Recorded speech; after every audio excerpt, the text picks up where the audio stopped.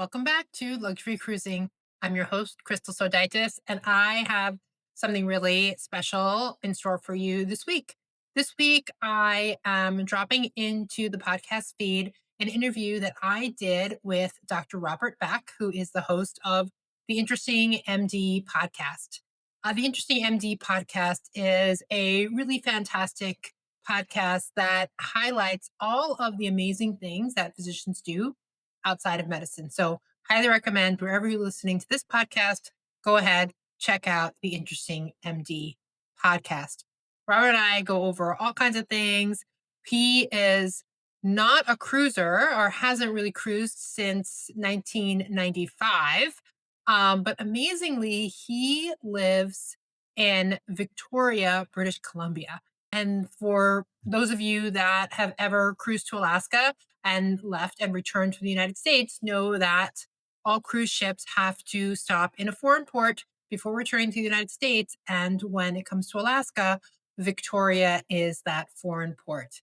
What's amazing is just like when I lived in Galveston, Robert loves to look at the ships, agrees that they look beautiful coming in, and he has never stepped foot on a cruise ship other than that one that he took in 1995. So this was such a fun conversation. I just listened to it again and I was just all smiles. I knew I needed to share it with you all, my audience. And if you or anybody you know has also struggled with trying to figure out what is the right cruise for you, because we kind of get into that in the podcast, I developed a quiz just for you listeners, where you can figure out what kind of cruise are you looking for? Are you looking for some adventure travel? Are you looking for more of like a chill spa getaway? Maybe you're not even sure. This is the quiz for you. So I will link it in the show notes. And until next time, I wish you safe and luxurious cruising. So I went on my first cruise in 2001, right after 9/11, the same way it took during the COVID pandemic. Cruising has definitely evolved since the 90s, and it's hard for us to believe that 1995 was 30 years ago. Dr. Krystal Sodaitis is an experienced healthcare executive with expertise in utilization management and Medicare Advantage. She is also a health insurance executive, CHIE, and TEDx speaker. She is a board-certified pediatrician with fellowship training in academic general pediatrics. I've been working really hard recently, and maybe I want to step up and go to the next level up and try that out. What would be that next level up? I truly believe that cruising is one of the best family vacations. It doesn't have to be luxury. The value that you get from a cruise vacation is really hard to match on a land vacation. If you want one of those for a family of four, that could easily run you.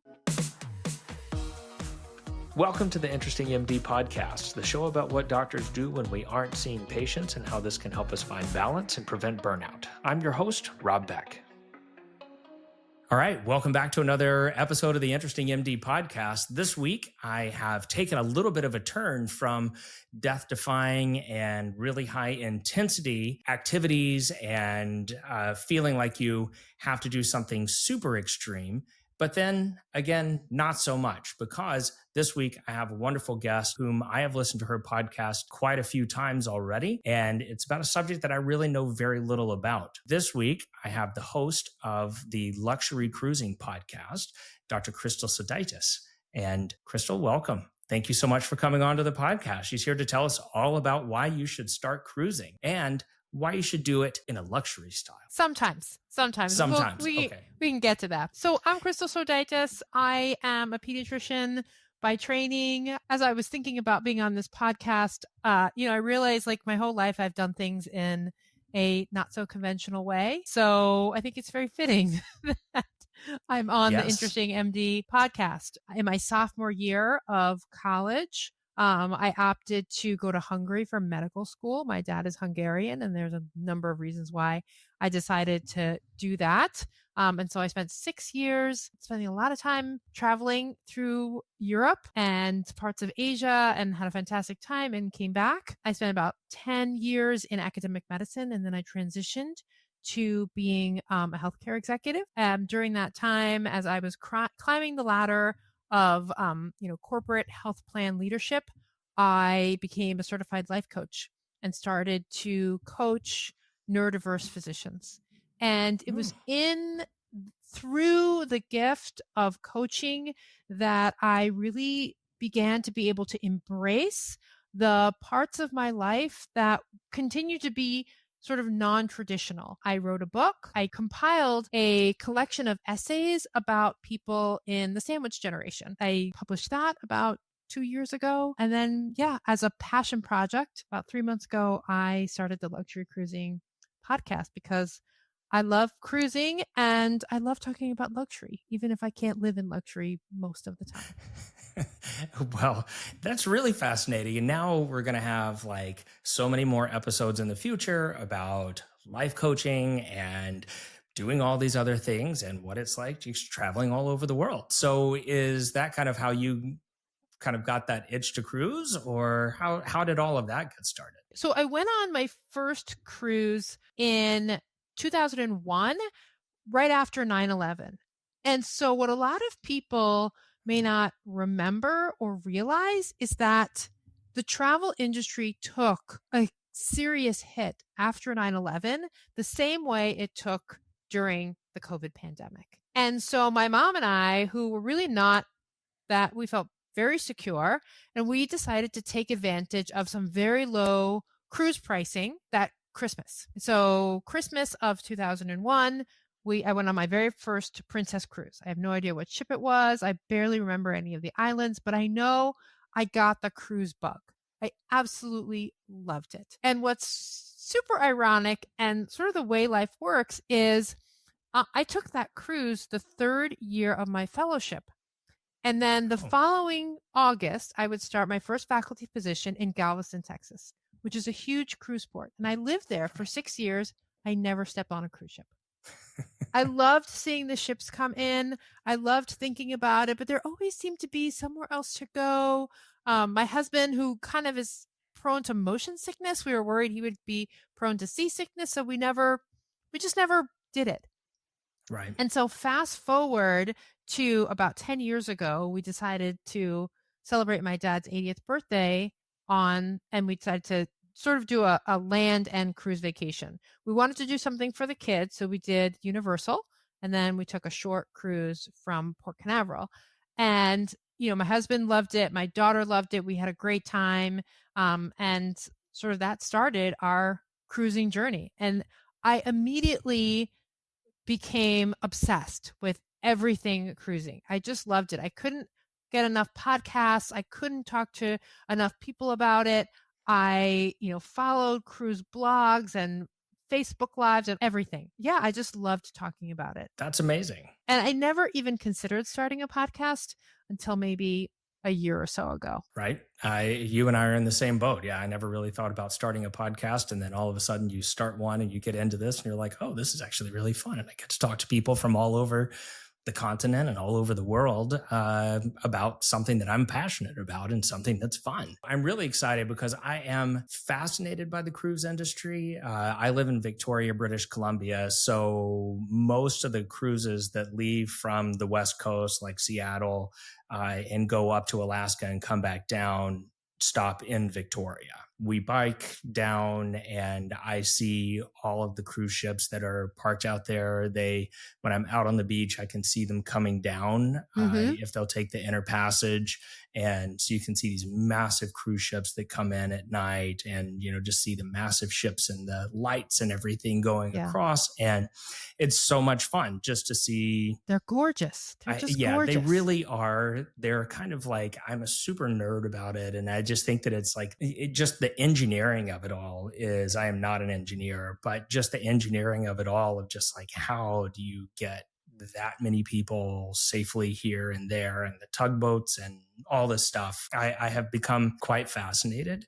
Now, I will say that I have been on one cruise, and this was kind of in the mid 90s for my 18th birthday with all of my other friends that I had just graduated high school with. That was like kind of a different experience. And it was I'm sure. one that you're like, okay, I don't know that. I think that it was a Carnival ship, and it might've been the Carnival Fantasy or something like that. Yeah. But it was just like It's a party ship. There's a reason they're called fun ships. And so every time that I thought, like, it was really fun at 18 years old, but then like, that's my thought, is that's my N of one, of where it's like, okay, I don't really think that I want to be on that ship anymore. I'm sure that my kids are now like, yeah, let's go on that one. Not the Carnival Fantasy. No. Yeah. Not that one. The Mardi Gras. Yes. Is that what they have now? The Mardi Gras? I don't know the latest Carnival ship, because while I do cover what those are called contemporary or mainstream cruise lines. So I do cover them, but only the higher end suites. Yeah. And so some of their... Not the ones that my kids would go on. So yes. And so some of their latest ones have a roller coaster. They've got rock climbing walls. They've got, tons of pools and slides, and you can find all sorts of fun and exciting. Not on the Fantasy. Wow. Yeah, no, that one was just pretty much just like a casino and a dance club, and that was it. And I guess like, yeah, it was a really interesting experience where I was like, okay, well, I'm not. But now I understand that is absolutely not the way that it is. I have friends that are going on river cruises now, and I've had family and friends who have come up here and have gotten off here at the Port of Victoria to spend a few days or a few hours hanging out with us, and they love it. So this is why I am very excited, so that you can prove me completely wrong about all of this and tell me where I'm wrong, at least, where I'm misremembering all of this. Because on this podcast, I do want to talk to everybody about burnout and about getting away. And as my program director used to call it, there's systole, where you are on and you are completely on and you're thinking about medicine and you're taking care of patients and you're dealing with all of that, but you have to have diastole as well. And so this would be really important for people to find out about this and find out about the different ways, because they may, when they think about going on cruises, they may be thinking about what I have experienced and maybe what they experienced earlier. But now I'm glad you're here to kind of tell us how maybe we need to look at it again. So yeah, cruising has definitely evolved since the 90s. And it's hard for us to believe that like 1995 was 30 years ago. And that's the end of the podcast. Thank you. Yeah. Just think about like what else was 30 years ago. Yeah, I mean, like, how much has medicine changed? Like, we were still using dial-up internet and the AOL, and you put the CD in the AOL and logging on to the internet that way. Yeah, we just had dial-up and weird chat rooms. A car phone was literally a phone that was like attached to a console on the inside of your car. And if you had those really big bricks, those were the cool ones. So now, yes, of course, everything is totally different now. So I'm glad you're here to explain to me and everybody else why they should take a look at this and why they should do this. Just taking a step back in terms of cruising in general, especially you mentioned, your kids. I truly believe that cruising is one of the best family vacations. It doesn't have to be luxury. The value that you get from a cruise vacation is really hard to match on a land vacation. Even the cost of camping, taking a camper, getting on a campground, the cost of maintaining the camper, it's going to rival the cost of a 1-week cruise vacation. Yeah, I guess that's true, because when you think about it, you have to buy the sleeping bags, you have to buy the tent, you have to buy all the utensils to go around it. Here in my neck of the woods, you have to have like all the bear boxes, and you have to, be smart about that. But then, if you're just going to get an RV, well, that's not just going to get an RV, but if you're going to have an RV, whether you rent it or whatever else, there's a lot of logistics and planning in it. And that's the least expensive. Camping is the least expensive vacation I can think of. But certainly if you're going to get a hotel, you have to pay for food, you have to pay for other activities. Especially these days, the cost of vacationing is substantial. How is the cost of cruising, kind of with all of the inflation that's been happening over the last few years and the hits to the industry during COVID and all of that? Is it kind of rising in par with inflation, or is it rising faster, kind of like air travel or hotels or even sometimes Airbnbs? It depends on what you're looking for. You can get a really high value cruise vacation if you don't want the latest and greatest cruise ship. All of the contemporary and even some of the premium lines. So the contemporary lines, I think of contemporary lines as being Norwegian, Carnival, Royal Caribbean, and MSC. I don't put Disney into that category only because of the cost. The cost of a Disney vacation for a family is going to be more and for fewer days, but you do get the Disney experience. So I put Disney in that premium cruise line category. But Disney's got new ships coming out. All of the ones that I just talked about have new ships coming out. If you want one of those, yes, for a family of 4, that could easily run you $6,000 to $10,000. Okay. For a week? Is that like a 7-day cruise for a typically? Week, for a 7-day. And we're not even talking okay. about the cost of transportation. If you're okay with not the latest and greatest, but still a really great ship, you could get a week vacation to probably the same destinations for $5,000 to $6,000. Really? For a family of 4. And that's your food, obviously your transportation. You're seeing places that you may never have seen before. There's more entertainment than you can possibly do, and free childcare. Exactly. Yeah. So how does childcare work on that? Is that like they have kids clubs, I assume, and things like that? Yeah. Even the premium lines, most of them will have you want to go up to like a Cunard. The only premium ones that don't have kids club is ones that don't allow, like Virgin. Virgin doesn't allow kids, so there's no kids club. Okay. But Cunard is going to have a kids club. Holland America is going to have a kids club. All of the premium lines and all of the contemporary ones. And they're free. The only childcare that is a cost is, I know Royal Caribbean has what's called a nursery, where it's some hourly nominal fee for children under 3. And the other cruise lines might have something similar, but I'm not sure. But that all is something that is available. So if you just need a couple of hours, that's pretty fantastic. Yes. Yeah. And depending on the age of your kids, many of them, my youngest, we went on a 10-day Baltic cruise. There were times when we left for port, like we would go out into the port to explore the city. And she said, no, I'd just rather stay in the kids club all day. I'm like, okay, it's fine. Sure. Yeah. Please. Yeah. Yes. Go right ahead. Have fun. No problems. Yeah. They really enjoy it. There are specialists there. Most of the people that work in those kids clubs have degrees in childhood development. It's not that the housekeepers are doing double duty in the kids club. These are child development specialists that want to and are trained specifically to work in that part of the ship. I did not know that. That's pretty amazing. I mean, I know that they do want to make sure that the parents feel good, but I didn't know that. That's really great. Another thing too is I feel like it's hard to find anywhere where you're going to get the level of service that you get on a cruise ship. Obviously, the more luxurious lines, it all just gets ratcheted up. But even on your contemporary cruise line, you're in an inside cabin in the lowest deck. Like you get the cheapest cabin there is. People still want you to have a fantastic vacation. I truly believe that my waiter in the main dining room wants me to have the best dinner of my life every single night. And you feel like that every time? I don't feel that I get it every time. No, but they are very committed to But you feel that you get that level of service, maybe not the greatest meal that you've ever had every time. I get that. Exactly. That's preference. But so how do you take it from the contemporary? How do they take it from going the contemporary cruises up to the luxury cruises? Like when you make that jump to what would be the next level? I'm sure that there's always kind of like Holland America or whatever else.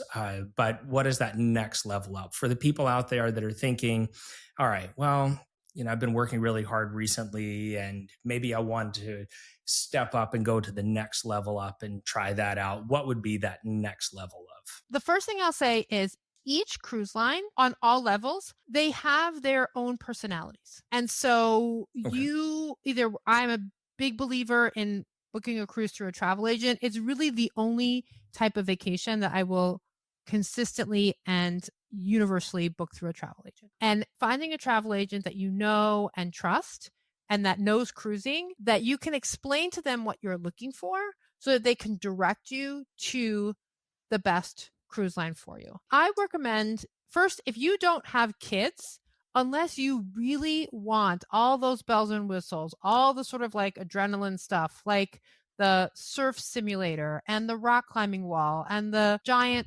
slides, then you don't need a contemporary cruise line. And absolutely do not cruise during school breaks, because it's just going to be inundated. You're going to be inundated. That is a no-go. So for everybody if you out don't there, have kids and you don't have to cruise during a school break, I wouldn't do it. You know, if you not inclusive of summer though, right? Just like don't go at spring break, fall break times. Right, exactly. Okay. No, I mean, in summer there's usually a lot of kids, and if you can do it like in that, I do cruise during hurricane season, and that's a choice. Yeah.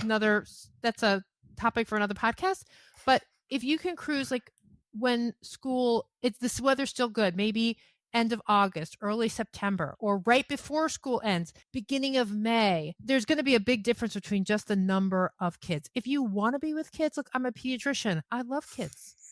But sometimes I don't need 1,000 of them running around. But you're also a pediatrician, and so you don't need to always be around kids. Like, right? Yeah, I get it. If you're looking for a child-free experience, or not a child-free, but fewer kids, then I would bypass the contemporary lines, go to the premium lines. Okay. And then it really depends. If you're looking for a fantastic live music experience, Holland America. If you're going to Alaska and you want just an incredible experience, Princess. If you want like modern luxury, Celebrity. And then if you want swanky, Virgin. And Disney, obviously, if you just love Disney. If you love Disney and really want a very high level of service, plus you love all the characters, then absolutely Disney is the way to go. Then, and all of those have kids club. Maybe you do take your kids. If they don't care that there aren't 100 or 200 kids in the kids club for them to play with, then take your kids. And so what is it that you get when you go to these next levels of, services? Is it just about decor, or is it about the food options, obviously the music options? That sounds really interesting. It definitely, the decor takes on a sleeker, more sophisticated style, sometimes older, sometimes newer. Sometimes when I say older, sometimes it's that like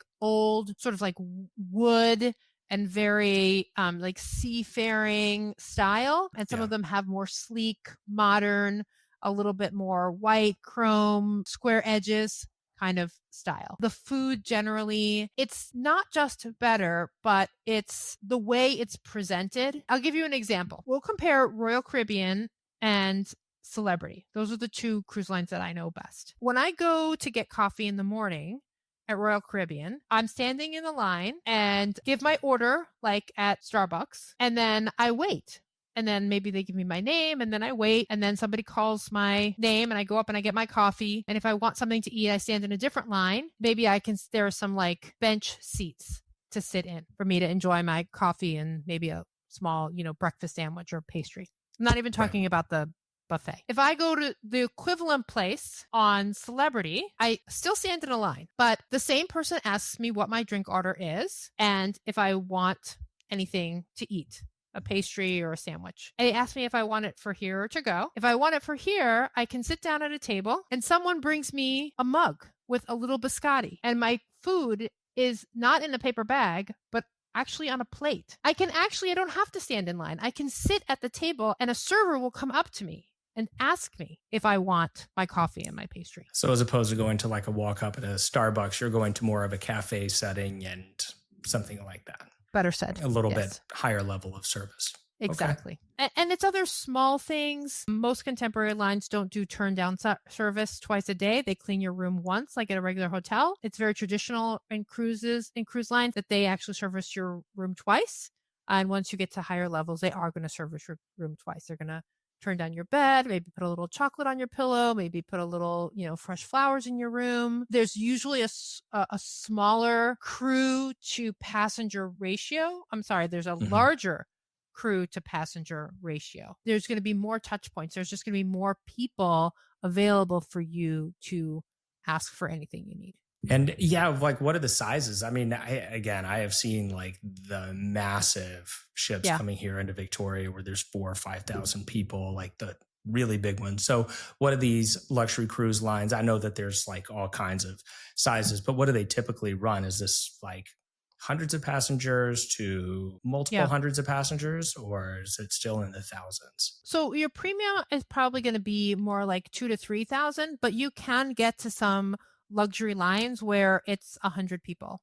100 people, obviously it's still a smaller boat, but in that 100 to to maximum 500 people range. That's when you're really getting into the luxury and ultra luxury. And then you talked about Virgin, there's no kids there. So obviously that's probably got its own different feel. What are some of the things that the different personalities, you said Holland America, like what kind of music do they have when they're their live music audio files out there? Holland America used to have a relationship with Lincoln Square. And so in New York, you could see performances from Lincoln Square on your cruise ship. They've got a blues club and they've changed it around recently, especially with some of their newer builds. So anybody who wants to write in can fact check me. What's the email to write in? Yes, rob@interestingmd.com or yours, obviously. You can. luxurycruisingpodcast@gmail.com. You can write in to fact check us at any time. Or leave a comment. We're not shy. Yeah. Totally love fine. it. But there was B.B. King's Jazz Club where they obviously not B.B. King, but they had jazz musicians. So Holland America really has a lot of live music. And it's one of the things that they had a relationship with Rolling Stones. I think that is gone.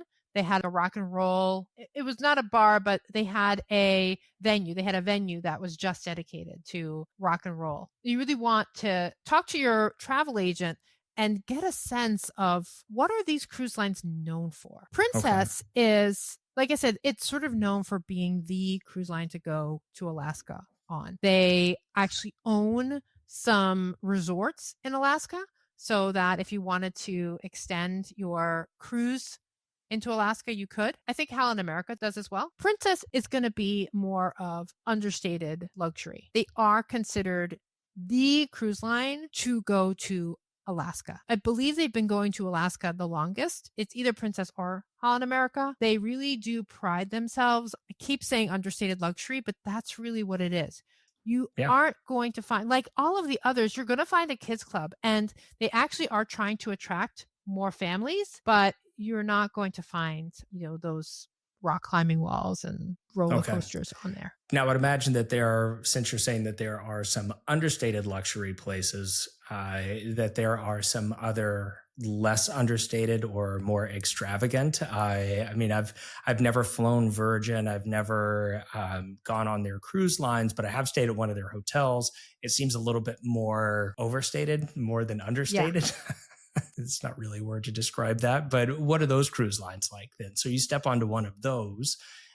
What is that like? Yeah. So you step onto, we're going to go to the next tier and we'll go to Silver Sea or Seabourn or Regent, Oceana. They all have their own specific sort of style.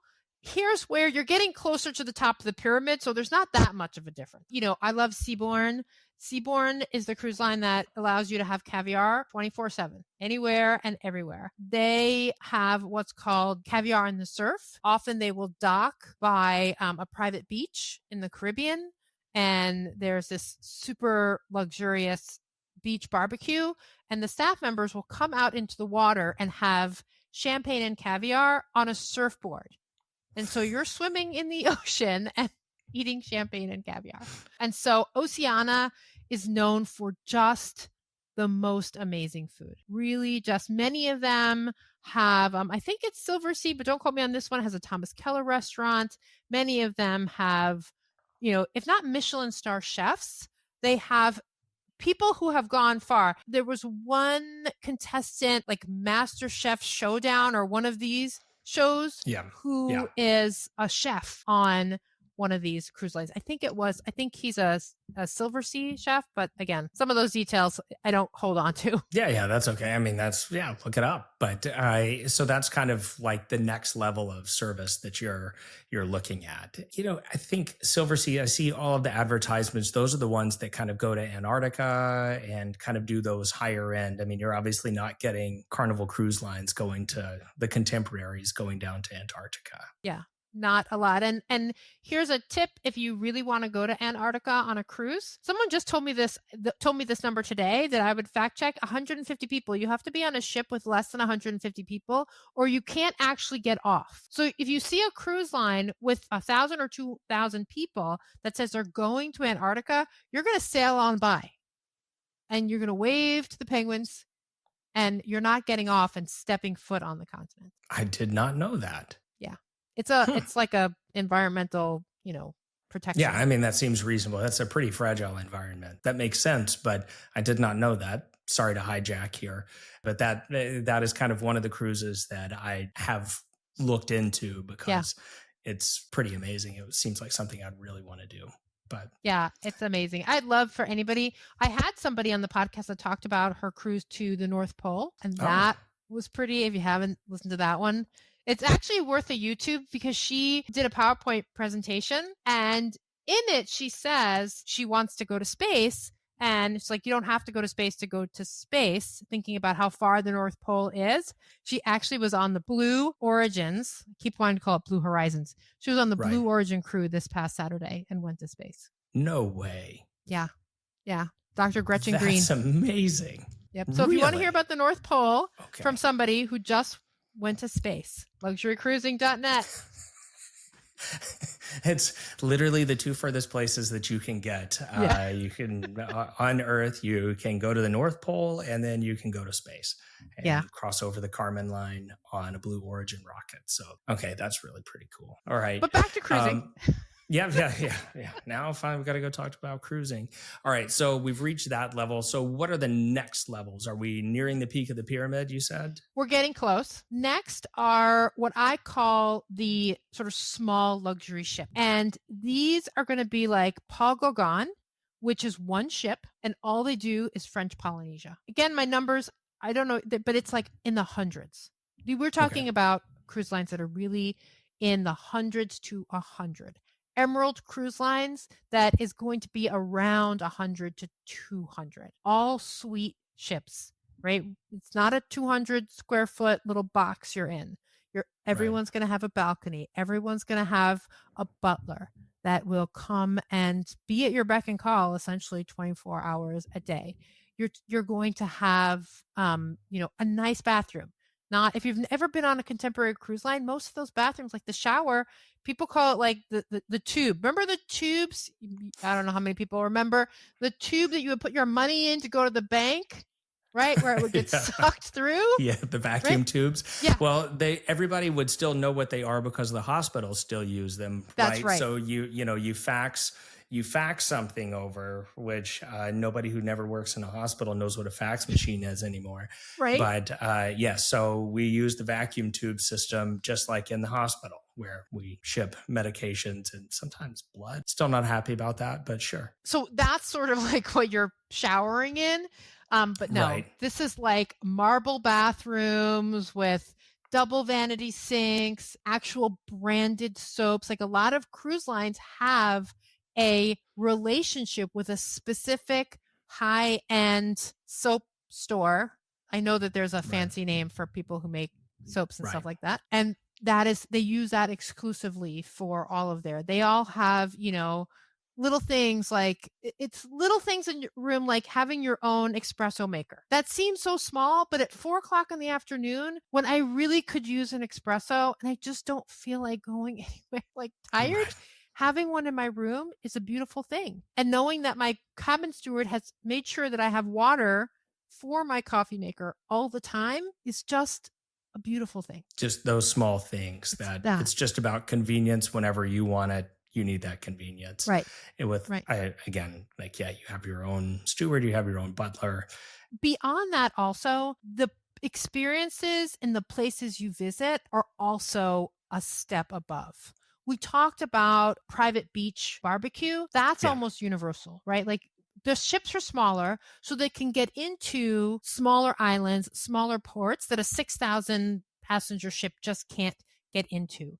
The cruise lines have relationships with these places so that if there is this little beautiful beach and a little alcove that no other bigger ships can't get to, they can park. Maybe you have to take what's called a tender or smaller ship to get to the beach, but it's your own private beach, and they set up food or a barbecue or whatever it is. The excursions, a lot of them create private excursions in port. Not these days, but let's say you're going to St. Petersburg.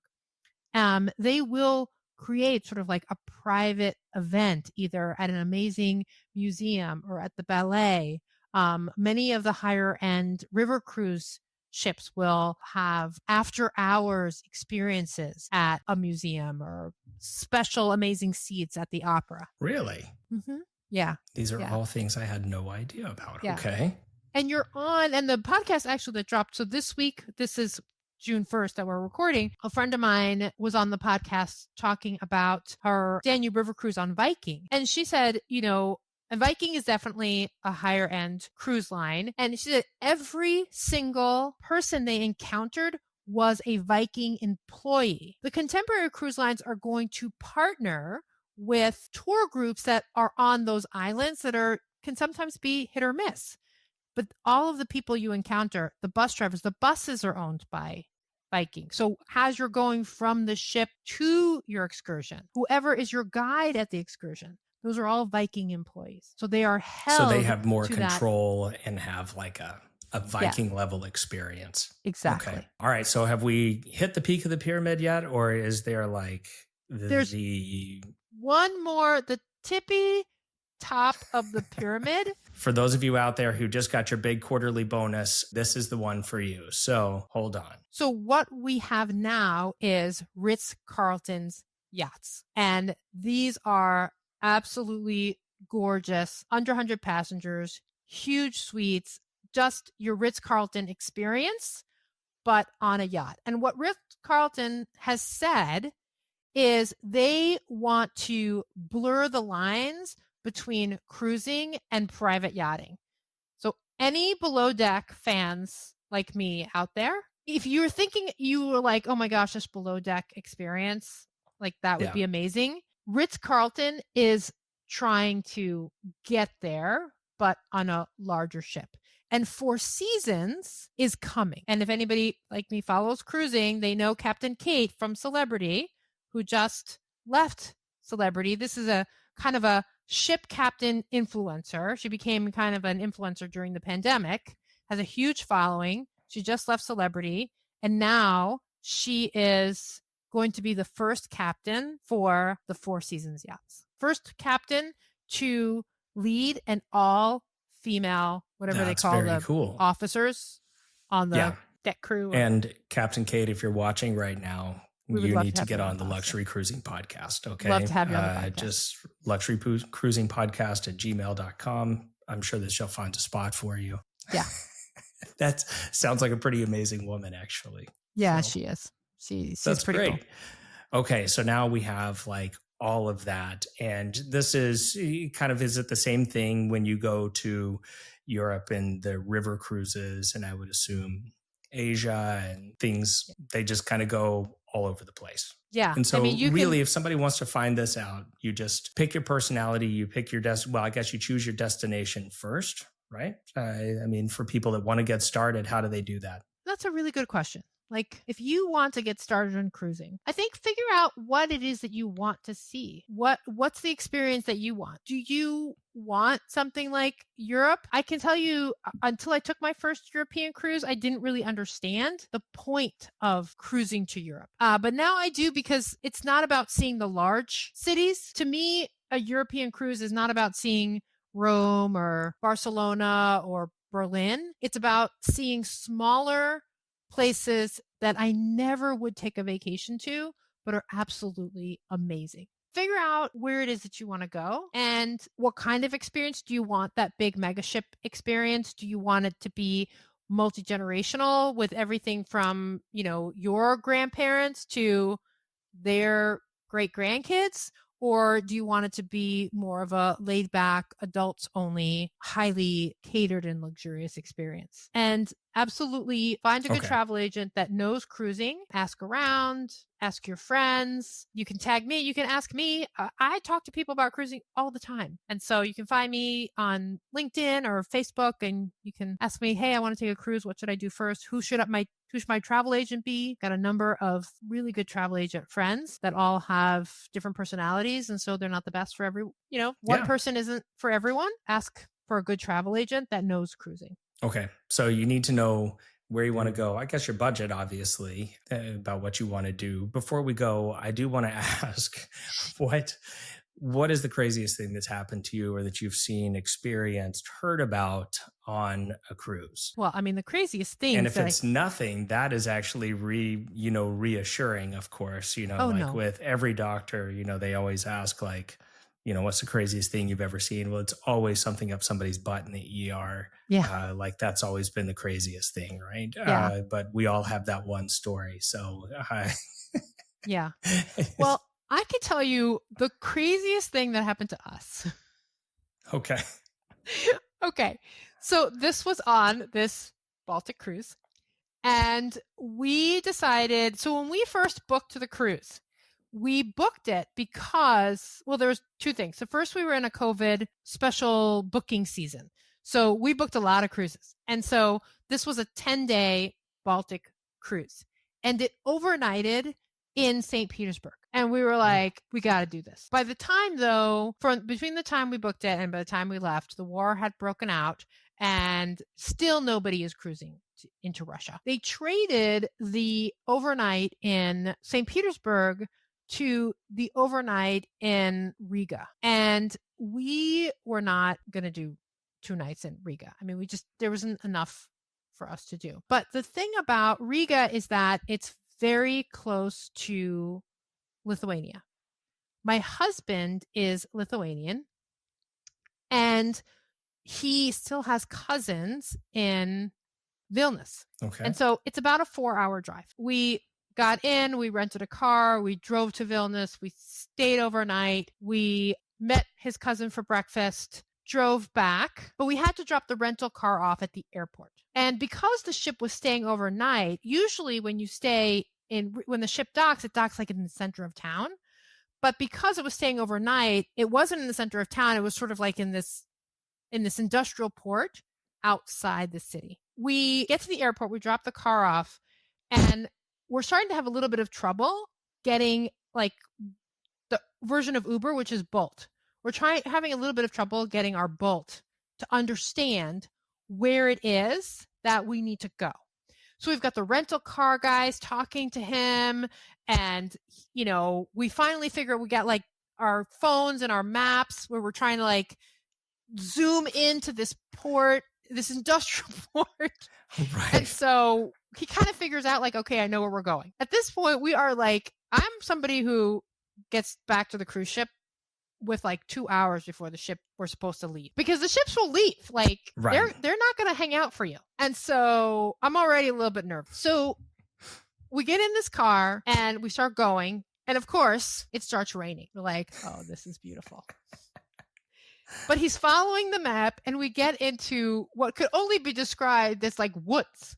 I mean, we're on, I think the road was paved, but in my mind, it's a dirt road with woods everywhere. Oh, and suddenly we see a bus. We're like, oh my gosh, this has to be the bus that takes people from the center of town to the cruise ship. So we're like, follow that bus. So the guy gets in behind the bus. But the funniest part is, so it's an industrial port. The bus goes through like a gate. And we're just like, just stay behind the bus. Yeah. We like bum rush the gate. There's people like behind us going, no, stop. And we're like, just keep going. Finally, we see the other thing too was thankfully we could see the cruise ship. So finally we like get to where we're supposed to like get off. We give the guy all of it. We're just like, take all of our money. This will help get you out of jail later. Take it. The people are coming. They're like, what are you doing? He's like, I'm dropping them off. They're on the cruise ship. We just get out of the car. It's like pouring rain. We like run onto the ship. We passed by the bus. Like this had to have been the last bus coming back from the port, but we were like, it was hilarious. We were like, it was like we were in some spy movie. But that is probably the funniest thing like the biggest adventure we ever went on a cruise ship. Okay, so that's great. And that actually is really nice because it's nothing horrific has ever happened. You've never been part of anything like tragic or awful. And it is just, life is just easy. You get on, you go do your excursions. You get off, you go do your excursions, you get on, all of that. Yeah. That's wonderful. Yeah, I have a lot of travel stories that involve just enormous amounts of hassle and struggle, but they're all kind of created by me and my wife. So our stupidity. So, or let's just say adventure. Adventurous nature. Our adventurous nature.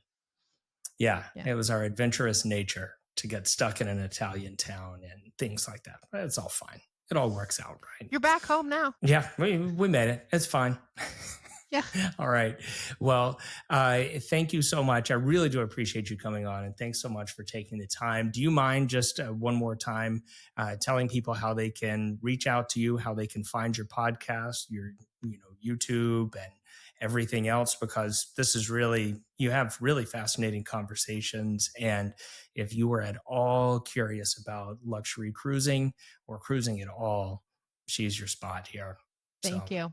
Yeah. So it's all, I make things really simple. It's all luxury cruising. luxurycruising.net/podcast. You can find me on LinkedIn under luxury cruising, Facebook under luxury cruising. I'm working on the Instagram luxury cruising, and even TikTok. Awesome. Okay. Dr. Krystal Sodaitis, thank you so much for coming on. I really appreciate it. And I hope that I can talk to you again about all the different coaching and your transition over from clinical medicine to working for a health plan, because these are all things that doctors do. And I really appreciate it. Thank you so much. Thank you.